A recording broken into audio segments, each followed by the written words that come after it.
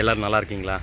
இன்றைக்கி நம்ம பதிவில் செக்கு எண்ணெய் பரிதாபங்களை பற்றி பார்க்க போகிறோங்க.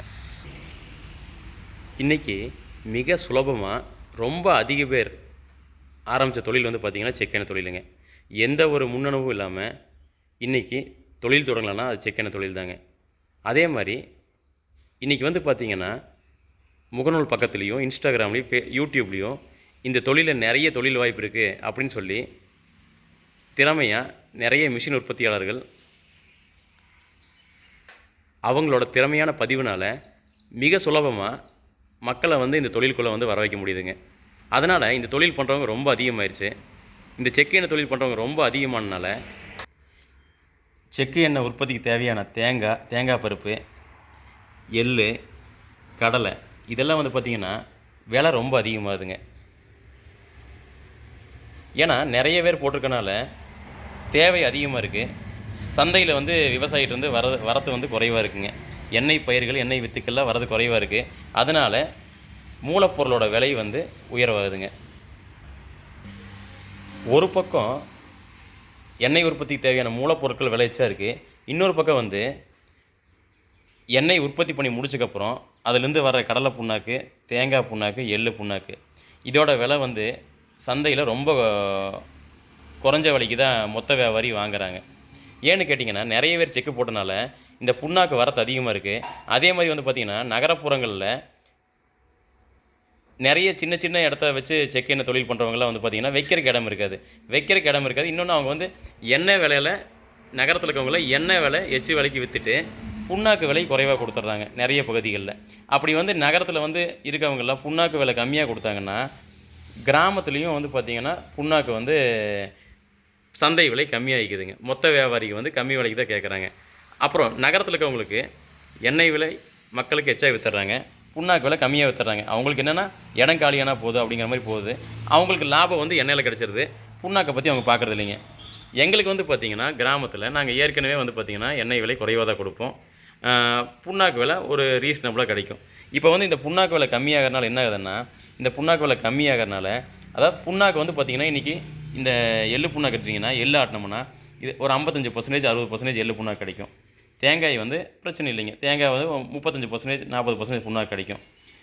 நம்ம கடலை ஆட்டினோம்னா கடலையிலேருந்து ஒரு 55% புண்ணாக்கு கிடைக்குங்க. அப்போ இந்த புண்ணாக்கும் பார்த்திங்கன்னா கிட்டத்தட்ட ஒரு 55% 60%ங்க. இந்த விலை குறைவாகும்போது என்ன ஆகுதுன்னா, இந்த புண்ணாக்கு ஒரு 7 ரூபா 8 ரூபா கம்மியாகும்போது என்ன ஆகும்னா எங்களுக்கு எண்ணெயில் தான் விலை உயர்த்தணுங்க. அதுலேயும் பார்த்திங்கன்னா நாட்டு பருப்பில் பார்த்திங்கன்னா விலையெல்லாம் இறங்குறது இல்லைங்க. 105 ரூபா 110 ரூபா இந்த மாதிரி தான் இருக்குது. நம்ம காய வைக்கும்போது இன்னொரு 5 ரூபா கூடுங்க. நாட்டு பருப்பு என்றைக்குமே விலை இறங்குறதில்ல. ஆனால் பார்த்திங்கன்னா புண்ணாக்கு விலை குறைவாதுங்க. அப்போ நமக்கு கடலை விலை எச்சாகுது, புண்ணாக்கு விலை கம்மியாகுது. எண்ணெய் விலையும் நிறைய போட்டினால் நம்ம ரொம்ப குறைச்சி கொடுக்க வேண்டியதாக இருக்குது. இந்த மாதிரி தான் எல்லா செக்கு எண்ணெய்காரங்களுக்கும் போயிட்டுருக்குதுங்க. இதெல்லாம் செக்கு எண்ணெயோட பயங்கரமான பரிதாபங்களுங்க. ஏன்னா தொழில் போட்டு ஒரு நம்ம நிறைய ஒர்க் பண்ணி நிறைய வேலை செஞ்சு அதுக்குண்டான சம்பளமோ இல்லை முதல்ல லாபம் இல்லைங்க, சம்பளமே எடுக்கிறது கஷ்டமாக இருக்குங்க. அந்த மாதிரி தான் போயிட்டுருக்குங்க. ஏன்னா அந்தளவுக்கு இங்கே தொழில் முனைவோர் செக்கு எண்ணெய் அதிகமாயிட்டாங்க. இன்றைக்கி பார்த்திங்கன்னா மக்கள் பார்த்திங்கன்னா 100க்கு ஒரு 20% மக்கள் தான் செக்கு எண்ணெய் வாங்குறாங்க. 100க்கு ஒரு 20% மக்கள். இப்போ நம்ம எத்தனை பேர் செக்கு போட்டாலும் அந்த 20 பேர் தான் வாங்கிட்டு இருக்காங்க.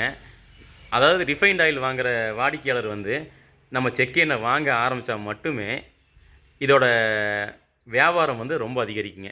அப்போது ரிஃபைண்ட் ஆயில் வாங்குறவங்க அப்படியே இருக்கிற வரைக்கும் செக்கு எண்ணெய் தொழில் பண்ணுறவங்க அதிகமாகறாங்க, வாங்குறவங்க மட்டும்தான் வாங்குறாங்க.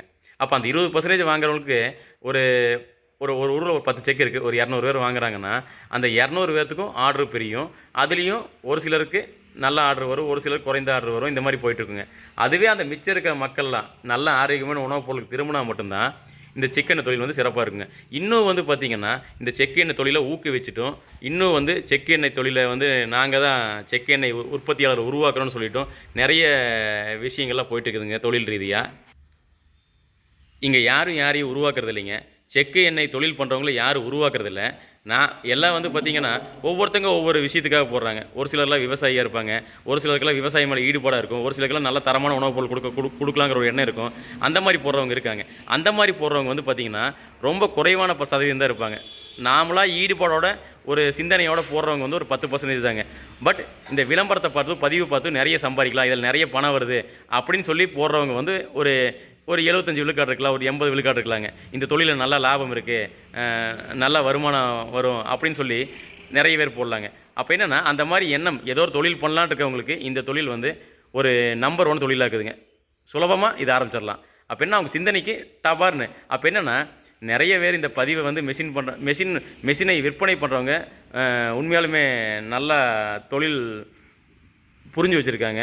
சுலபமாக இந்த தொழிலை வந்து மக்கள்கிட்ட நம்ம கொண்டு போய் சேர்த்திடலாங்கிற விஷயத்தில் நல்லாவே பண்ணுறாங்க. அதனால தான் இவ்வளோ செக்கு எண்ணெய் உற்பத்தியாளர்கள் வந்து உருவாக்கியிருக்காங்க. அதே மாதிரி செக்கு எண்ணெய் உற்பத்தியாளர்கள் உருவாக்குறோன்னு சொல்கிறது உருவாக்கியிருக்காங்க. ஆமாம், உருவாக்கியிருக்காங்க. ஏன்னா அவங்க விளம்பரத்து மூலிமா உருவாக்கியிருக்காங்க. ஆனால் அதுக்கப்புறம் ஒரு தொழிலை வந்து நல்லா சிறப்பாக ஸ்டாண்ட் ஆகி நல்லபடியாக பண்ணுறாங்களா, அதுக்கு யாரும் பொறுப்பேற்றுக்க மாட்டாங்க. செக்கு எண்ணெய் செக்கு எண்ணெய் உற்பத்தியாளர்களை உருவாக்கியிருக்கோம் அப்படின்னு சொல்கிறவங்கெல்லாம் செக்கு எண்ணெய் தொழிலை உற்பத்தி பண்ணுறவங்க உருவாக்குனவங்க நல்லபடியாக கொண்டு போகிறாங்களா அப்படிங்கிற விஷயத்த யாரும் ஏற்றுக்க மாட்டாங்க. ஏன்னா உருவாக்குறதுக்கு பெரிய விஷயம் இல்லைங்க, அந்த உருவாக்குனதை தொடர்ந்து செயல்பட்டுருக்குதா அப்படின்னு பார்த்தீங்கன்னா நிறைய இடத்துல இல்லைங்க. நம்ம எந்த ஊரில் போட்டிருக்கோம், கேரளாவில் போய் ஒரு செக்கு போட்டால் கேரளாவில் மழை பெஞ்சிட்டே இருக்கும், நல்லா காய வைக்கலன்னா ஆட்ட முடியாதுங்க. 2 வருஷம் பார்த்துட்டு செக்கை விற்கிறவங்களா இருக்காங்க. நானே ஒரு 2 நாளைக்கு முன்னாடி ஒரு பதிவு போட்டேன். ஒருத்தர் வந்து ஒரு 25 கிலோ கெப்பாசிட்டி மெஷினை வெறும் 1,40,000 விற்பனை பண்ணுறாரு மோட்டரோட. அந்த மோட்டரே வந்து பார்த்திங்கன்னா 40,000 50,000 சந்தையில் வருது. அப்போ அந்த மெஷினோட விலை வெறும் 90,000. ஓட்ட முடியலன்னா 3 லட்ச ரூபா மெஷின் 3,50,000 ரூபா மெஷினை வெறும் 1,40,000 விற்கிறாங்க. இப்போ விற்றாங்கன்னா லாஸு. ஓகே, லாஸ் ஆனாலும் பரவாயில்ல, நான் இதோட போய்க்கிறேன்னு போகிறவங்க நிறைய இருக்காங்க. அதே மாதிரி இனிமேல் செக் எண்ணெய் தொழில் தொடங்கலான்னு இருக்கவங்க ஒரு ப்ராஜெக்ட் ரெடி பண்ணுங்கள். உங்களுக்கு அனுபவம் என்ன இருக்குது, என்ன ஏது, சந்தை எப்படி இருக்குது, இந்த மாதிரி ஒரு ஃபுல் ப்ராஜெக்ட் ரெடி பண்ணிவிட்டு நீங்கள் வந்து சிந்திச்சு 4 பேர்த்திட்ட விசாரித்து தொழில் தொடங்கு எதுவாக இருந்தாலும். ஏன்னு கேட்டிங்கன்னா ஏற்கனவே வந்து பார்த்திங்கன்னா நிறையவே தொழில் பண்ணிகிட்ருக்காங்க. சந்தையில் எப்படி இருக்குது, எப்படி போயிட்டுருக்கு அப்படிங்கிற விஷயம் நமக்கு சுலபமாக நம்ம தகவலை சேகரிக்க முடியுங்க. தகவல் சேகரிக்காத முடியாத இருக்கும் போது தான் கஷ்டங்க. இன்றைக்கி தகவலை வந்து சுலபமாக செக்கெண்ணை பற்றி எந்த தகவல் வேணால் இன்றைக்கி எல்லா தொழிலுக்கும் யூடியூப்பில் பதிவு இருக்குது. அதனால் சுலபமாக வந்து தகவல் சேகரிச்சிடலாம். சேகரிச்சுட்டு நல்லா தெளிவாயிட்டு பண்ணுங்கள். இந்த தொழில் வந்து யாருக்கு பயனுள்ளதாக இருக்குன்னா, அதாவது ஒரு 10,000 சம்பளம், ஒரு 15,000 சம்பளம் வாங்கிட்டு இருக்கவங்களுக்கு கிராமப்புறங்கள்லையோ நகரப்புறங்கள்லையோ தனியாக அவங்க சொந்த வீடோ இல்லை ஒரு சின்ன கடையோ இருந்துச்சுன்னா அவங்களே போட்டு அவங்களே வேலை செஞ்சு ஒரு 500 லிட்டர் விற்றா போதும், நமக்கு சொந்தக்காரங்க தெரிஞ்சவங்களாம் இருக்காங்க, ஒரு 50 ரூபா ப்ராஃபிட் கொடுப்பாங்க அப்படின்னு தெரிஞ்சால் ஒரு 20,000 25,000 கிடைக்குது, ஒரு 15,000 கிடைக்குது, 20,000 கிடைக்குது. அந்த மாதிரி சின்ன லெவலில் பண்ணுறவங்களுக்கு சூட் ஆகுங்க. பெரிய லெவலில் எங்களை மாதிரி வந்து பார்த்திங்கன்னா கொஞ்சம் ஒரு மீடியம் ஸ்கேலில் பண்ணும்போது என்ன ஆகுதுன்னா முதலீடு அதிகமாகுது, வருவாய் கம்மியாக இருக்குது, செலவுகள் எச்சா இருக்குங்க. அப்போ என்னென்னா நமக்கு வந்து ஒரு 50,000 வருமானம் வந்து ஒரு 75,000 செலவாச்சுன்னா, ஒரு 75,000 1,4 லட்ச ரூபா செலவாச்சுன்னா ஒரு 75,000 வராத போது ஒரு தொடர்ந்து ஒரு 4-5 வருஷங்கள் போகும்போது நமக்கு நிறைய வந்து பார்த்திங்கன்னா நஷ்டம் வருங்க. அதனால் சின்ன லெவலில் அவங்களே ஓட்டி அவங்களே விற்பனை பண்ணுறவங்களுக்கு சூட்டபுளாக இருக்குங்க. இதே வந்து கொஞ்சம் ஒரு மீடியம் ஸ்கேலாக பண்ணலாம், கொஞ்சம் லார்ஜ் ஸ்கேலாக பண்ணலாங்கும் போது உங்களுக்கு வந்து மக்களிடம் கொண்டு போய் எண்ணெயை மார்க்கெட்டிங் பண்ணி சேர்த்தக்கூடிய திறமை இருக்கா, ஆல்ரெடி உங்களுக்கு ஆர்டர் இருக்கா, இந்த மாதிரி விஷயங்கள்லாம் பார்க்கணுங்க. அது மட்டும் இல்லாமல் எல்லாத்துக்கும் தனித்தனியாக இயந்திரம் வேணும். நல்ல தரமாக வந்து ஃபில்ட்ரு பண்ணுறதுக்கு நம்ம ஸ்டோரேஜ் ட்ரம்ஸ் வாங்கி நேச்சுரல் ஃபில்ட்ரிங் பண்ணணும். தரமான எள்ளு கடலை தேங்காயெல்லாம் வாங்கணுங்க. நமக்கு தேவையான கடலக்காய் உடைக்கிற மிஷினு நம்ம அளவுக்கு நம்மகிட்ட இருக்கணுங்க. அப்போ தான் ஏதோ ஒன்று 5 ரூபா 3 ரூபா 2 ரூபா கம்மி பண்ணால் மட்டும்தான் ஓட்ட முடியும். அதுவே சிரமமாக இருக்குதுங்க. நீங்கள் பார்க்குறது எள்ளு புண்ணாக்குங்க. விலை வந்து குறைவாக கேட்கறதுனால இன்னும் சேல் பண்ணாமல் இருக்கும்.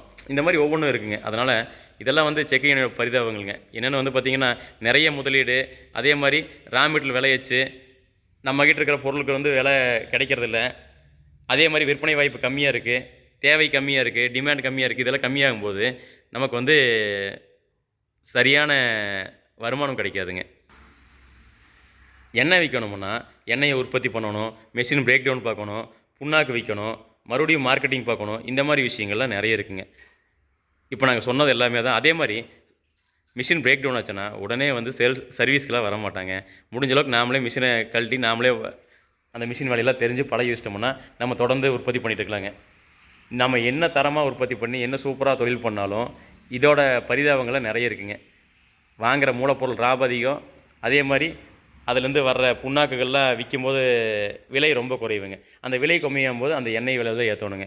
ஸோ நமக்கு நல்லா விற்பனை ஆகுது. நல்லா விற்பனையாக இருக்குது எத்தனை வருஷம் ஆகும், இப்படிங்கிற மாதிரி விஷயங்கள்லாம் இருக்குங்க.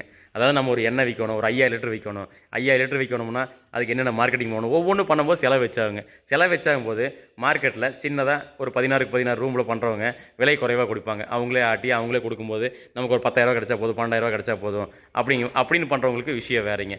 அது கூட நம்ம வந்து ஒரு மீடியம் ஸ்கேலையோ லார்ஜ் ஸ்கேலையோ கம்பேர் பண்ண முடியாது, நிறைய இருக்குங்க. அதே மாதிரி மீடியம் ஸ்கேலுக்கு வந்து பார்த்திங்கன்னா லைசன்ஸு மற்றதெல்லாம் வந்து குறைவாக இருக்குங்க. அதே நம்மளாம் பண்ணும்போது எஃப்எஸ்எஸ்ஐ போகணும், ஜிஎஸ்டி போகணும், பேக்கிங் அண்ட் லேபிளிங் லைசன்ஸ் போகணும், கமிட்டி லைசன்ஸ் போகணும், ஒவ்வொன்றுக்கும் ரிட்டர்ன்ஸ் ஃபைல் போகணும், யார் கேட்டாலும் பதில் சொல்லணும். அதே மாதிரி இந்த மாதிரி விஷயங்கள்லாம் லைசன்ஸு, டிரான்சாக்ஷன்ஸு, மற்றபடி கமிட்டி லைசன்ஸு இந்த மாதிரிலாம் நிறைய இருக்குங்க. ஏன்னா கொஞ்சம் அடுத்த கட்டங்கிறது தான் வந்து பிரச்சனைங்க. பேசிக்காக அங்கேயே இருக்கிறோம், ஒரு 15,000 10,000 சம்பளம், 20,000 சம்பளம், இதுக்காக தான் வேலை செய்கிறோன்னா அந்த இடத்துல எந்த பிரச்சனையும் இல்லைங்க. இதுதான் வந்து செக்கு எண்ணெயோட இன்றைய பரிதாபங்களுங்க.